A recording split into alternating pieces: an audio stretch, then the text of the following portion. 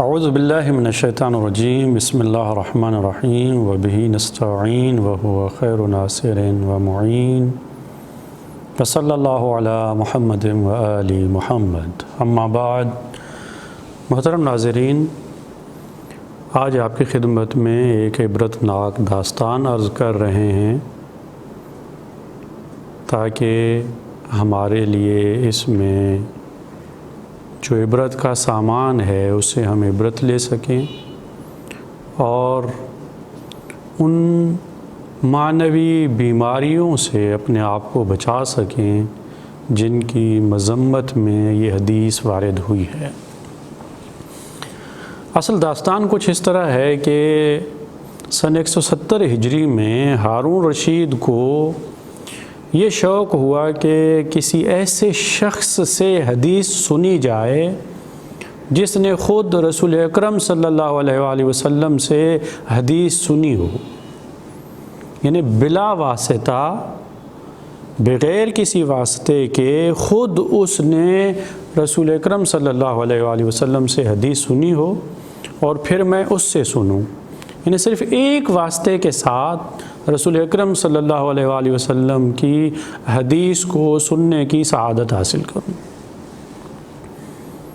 اس نے اعلان کیا کہ جاؤ ڈھونڈو کوئی ایسا شخص جس نے رسول اکرم صلی اللہ علیہ وآلہ وسلم کی زیارت بھی کی ہو اور حدیث بھی سنی ہو۔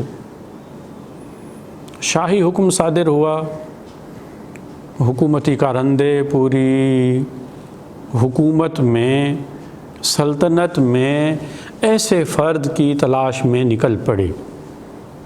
ظاہر ہے کہ ان کو بھی یہی گمان تھا کہ ایسا شخص یہاں تو نہیں ہوگا۔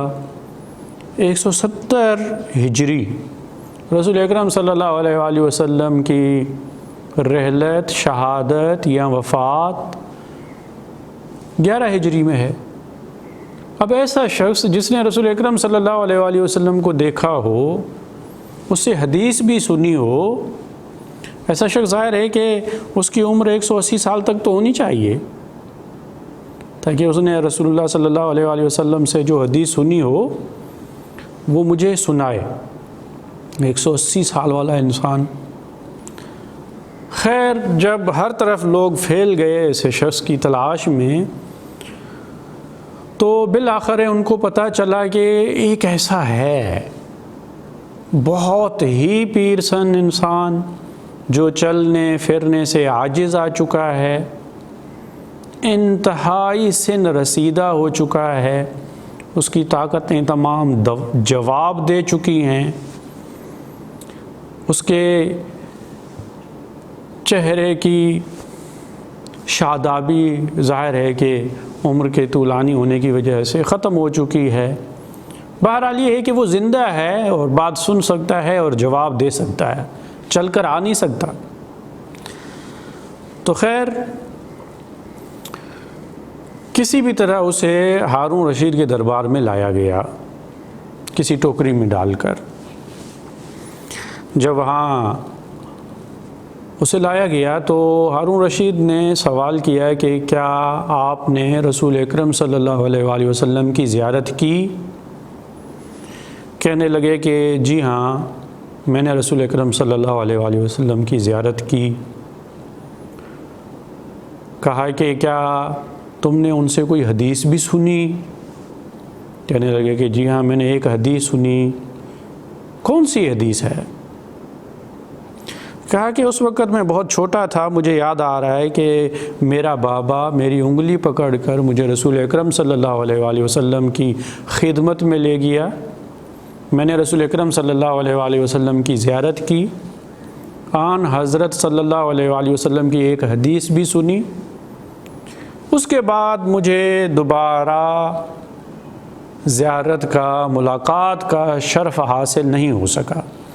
ایک ہی بار رسول اکرم صلی اللہ علیہ وآلہ وسلم کی خدمت میں پہنچنے کا موقع ملا اور میں نے ایک ہی حدیث سنی ہے۔ کیا حدیث کیا تھی؟ وہ حدیث جس کے الفاظ بحار الانوار کی جلد نمبر 70 میں بھی ہیں، یہ واقعہ اس کتاب میں نہیں ہے، واقعہ داستانوں کی کتابوں میں ہے، اصل حدیث اس کتاب میں بھی ہے اور مختلف کتب میں ہے، تحف العقول میں ہے، خصال میں ہے، حدیث ان تمام کتابوں میں ہے کہ رسول اکرم صلی اللہ علیہ وآلہ وسلم نے ارشاد فرمایا، یشیب ابن آدم وتشب فیہ خصلتان، آدمی ذات انسان بوڑھا ہو جاتا ہے لیکن انسان کے اندر دو صفتیں، دو خواہشیں جوان رہتی ہیں۔ آدمی خود تو بوڑھا ہو جاتا ہے لیکن اس کی یہ دو خواہشیں ہمیشہ جوان رہتی ہیں۔ کون سی؟ ایک حرص یعنی لالچ، دوسری فرمایا طول العمل، لمبی آرزو۔ کسی کو کہا جائے کہ یہ کام کرو، کہا ابھی تو ٹائم پڑا ہے، لمبی آرزو۔ رسول اکرم صلی اللہ علیہ وآلہ وسلم یہ فرما رہے ہیں کہ یہ دو چیزیں انسان کے اندر جوان رہتی ہیں، یہ دو جذبے رہتے ہیں۔ دیکھیں ان جذبوں کو، ان احساسات کو پیدا کرنے کا اپنا ہی فلسفہ ہے، حکمت ہے ان میں کہ خدا نے انسان میں یہ احساسات اور جذبات رکھے ہیں، لیکن خدا نے متعال نے جو انسان کو عقل عطا کی ہے، اس عقل کے ذریعے سے اسے چاہیے کہ اپنے احساسات کو اور جذبات کو قابو میں رکھے۔ عقل حاکم ہونی چاہیے، جذبات محکوم ہونے چاہیے۔ اگر یہ جذبات حاکم ہو جائیں عقل پر، یہ خواہشات غالب آ جائیں عقل پر، تو انسان نہیں رہتا۔ یہ حدیث اس نے سنائی، ہارون رشید بڑا خوش ہوا کہ میری سالوں کی دیرینہ خواہش پوری ہوئی، میں نے صرف ایک واسطے سے رسول اکرم صلی اللہ علیہ وآلہ وسلم کی حدیث کو سنا ہے۔ تو ہارون رشید نے حکم دیا کہ اسے اتنا انعام و اکرام دے کر رخصت کر دو۔ تو ایک بڑا تھیلا درہم اور دینار سے بھرا ہوا اسے دیا گیا، اور اسی طرح جیسے اسے لایا گیا تھا ٹوکری میں ڈال کر، اسی طرح اسے ڈال کے لے جا رہے تھے۔ جب دربار سے نکلے تو اس نے کہا رکو رکو، ٹھہرو، مجھے واپس لے چلو۔ سپاہیوں نے کہا نہیں ہو سکتا، وہ بادشاہ ہے، بغیر اجازت کے ہم نہیں لے جا سکتے۔ کہا نہیں، ایک ضروری کام ہے۔ اس کے شدید اصرار پر اسے واپس لے آئے۔ تو ہارون رشید نے کہا کہ اب کیا ہوا ہے؟ کہنے لگے کہ میں یہ پوچھنے آیا تھا کہ آپ نے یہ جو انعام دیا ہے، کیا یہ انعام صرف اس بار کے لیے ہے یا آپ ہر سال مجھے اتنا انعام اور اکرام دیتے رہیں گے؟ یہ سننا تھا کہ ہارون کی مسکراہٹ شدید ہو گئی، بلند آواز سے وہ کہا لگانے لگا اور کہنے لگا کہ صدق رسول اللہ، اللہ کے رسول نے سچ فرمایا۔ آدمی بوڑھا ہو جاتا ہے لیکن اس کی یہ دو خواہشیں جوان رہتی ہیں، ایک لالچ اور دوسری لمبی آرزو۔